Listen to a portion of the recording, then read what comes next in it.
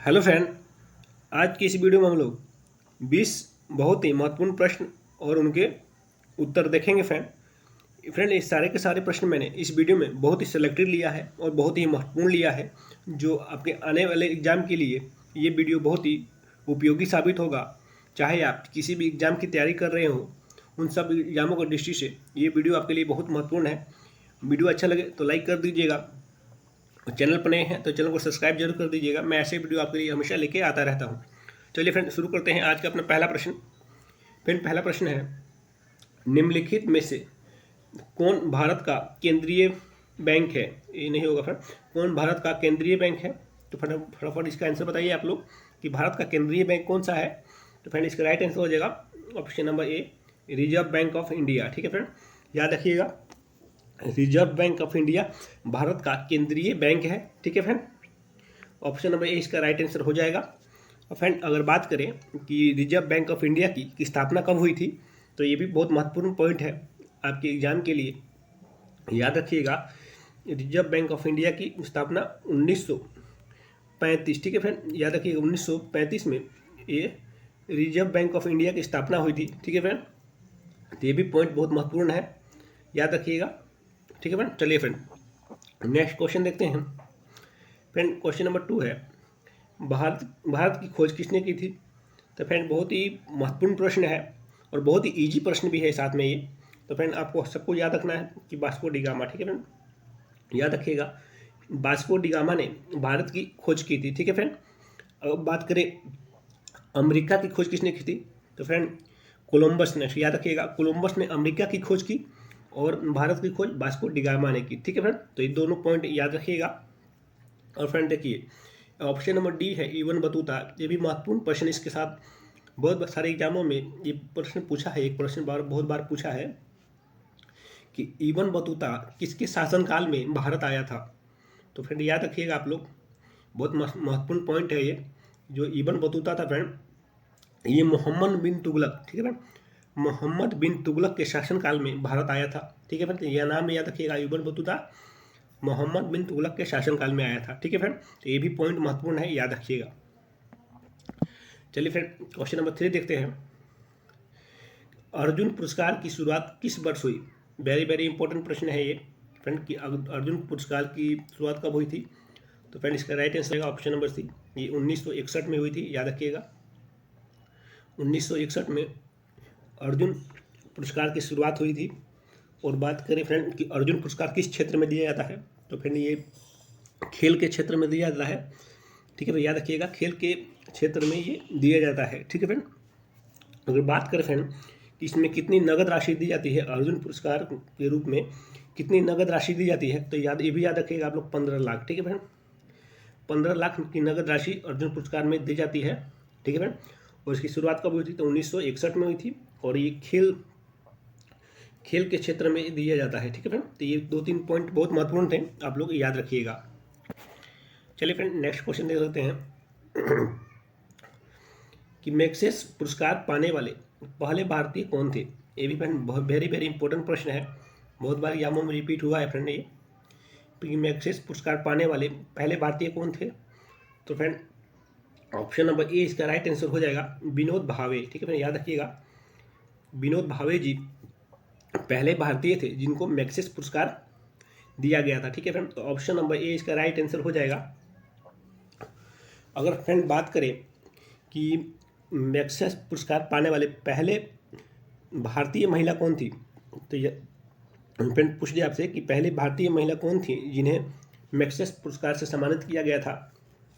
तो ये भी बहुत महत्वपूर्ण पॉइंट है फ्रेंड।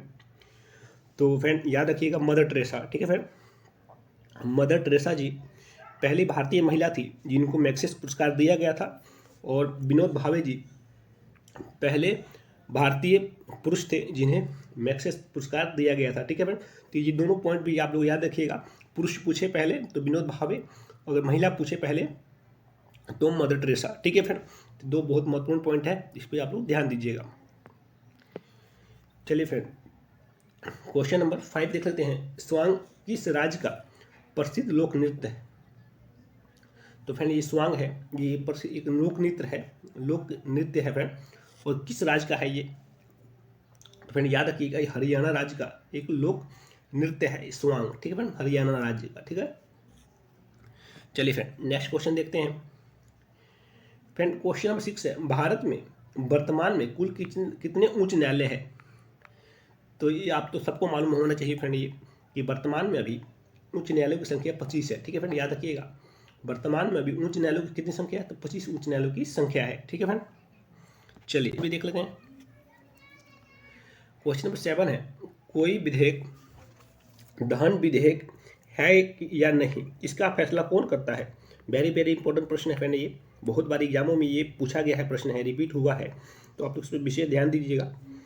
तो कौन करता है? तो फ्रेंड ये लोकसभा अध्यक्ष, ठीक है भाई, याद रखिएगा, लोकसभा के अध्यक्ष करते हैं। कोई विधेयक धन विधेयक है या नहीं, इसका फैसला लोकसभा के अध्यक्ष करते हैं, ठीक है फ्रेंड। तो याद रखिएगा, एक प्रश्न बहुत सारे एग्जामों में पहले पूछा जा चुका है। चलिए फ्रेंड इस वीडियो में ऐसे ही प्रश्न लेके आता हूँ जो आपके एग्जाम में आने की संभावना रहती है, जो पिछले एग्जामों में पूछे गए होते हैं, वही मैं प्रश्न इस वीडियो पे लेके आता हूँ फ्रेंड। तो फ्रेंड वीडियो को एक लाइक तो बनता है, लाइक जरूर कर दीजिएगा, और चैनल पर नए हैं तो चैनल को सब्सक्राइब जरूर कर लीजिएगा, ठीक है फ्रेंड। चलिए फ्रेंड क्वेश्चन नंबर 8 है, तंबाकू पर पूर्ण प्रतिबंध लगाने वाला विश्व का पहला देश कौन सा है? वेरी वेरी इंपॉर्टेंट प्रश्न है फ्रेंड, कि तंबाकू पर प्रतिबंध लगाने वाला विश्व का पहला देश कौन सा है? तो फ्रेंड भूटान है, ठीक है फ्रेंड, याद रखिएगा, भूटान विश्व का पहला देश है जिसने तंबाकू पर पूर्ण तरह प्रतिबंध लगाया है, ठीक है फ्रेंड। तो ऑप्शन नंबर डी इसका एकदम करेक्ट आंसर हो जाएगा, ठीक है फ्रेंड। आप तो जानते हैं फ्रेंड, जनसंख्या की दृष्टि से सबसे बड़ा देश कौन सा है?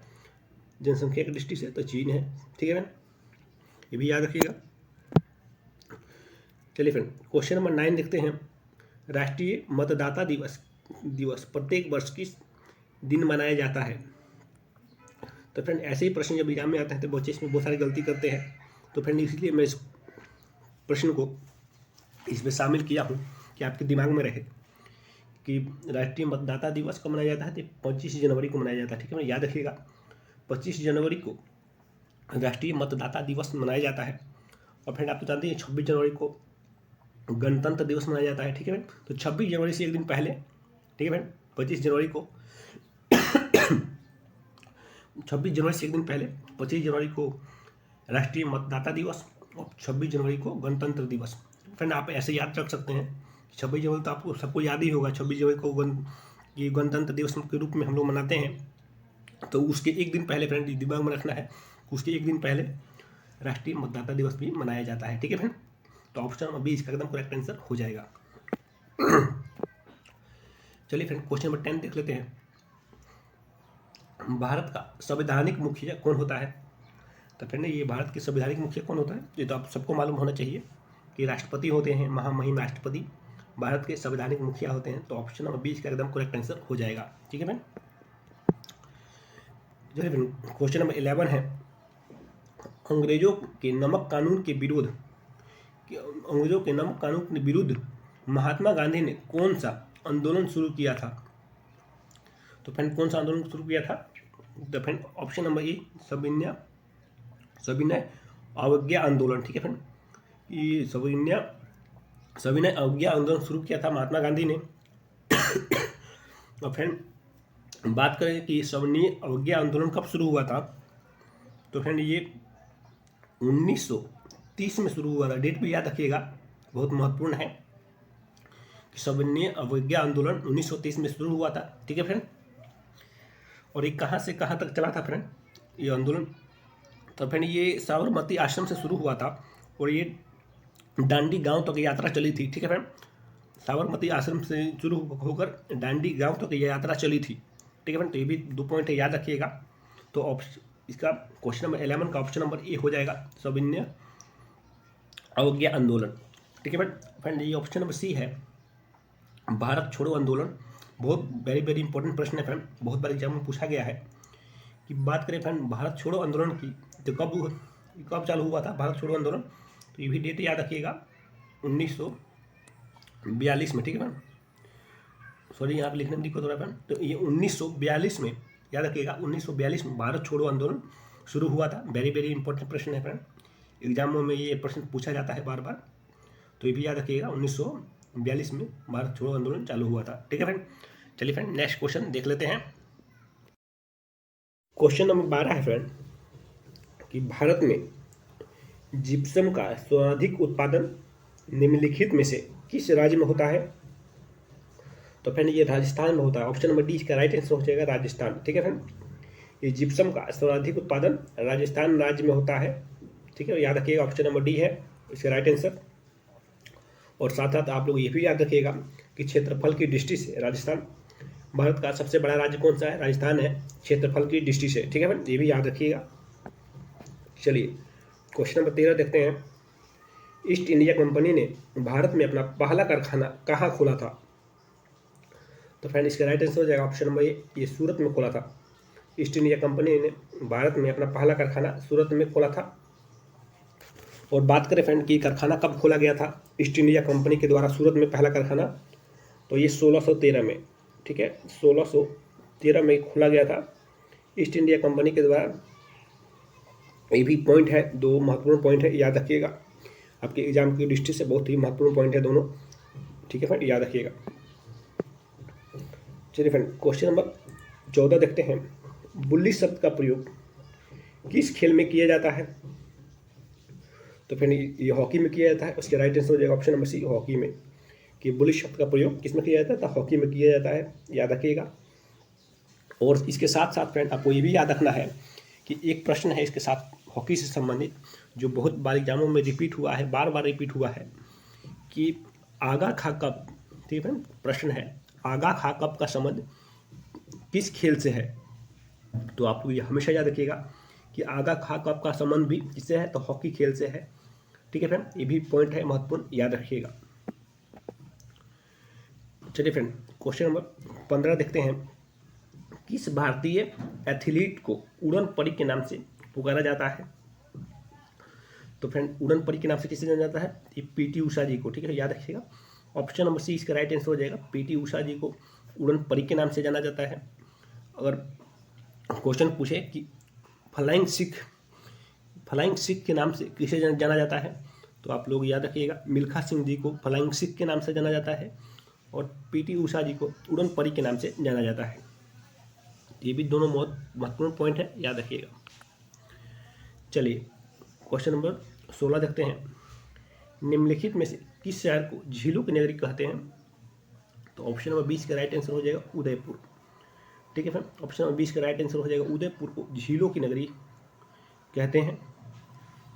चलिए क्वेश्चन नंबर 17 देखते हैं। आर्य समाज की स्थापना कब की गई थी? तो फ्रेंड इसका राइट आंसर हो जाएगा option number A. Option number इसका एकदम करेक्ट आंसर हो जाएगा 1875 इकाई में आर्य समाज की स्थापना की गई थी। ठीक है फ्रेंड, याद रखिएगा।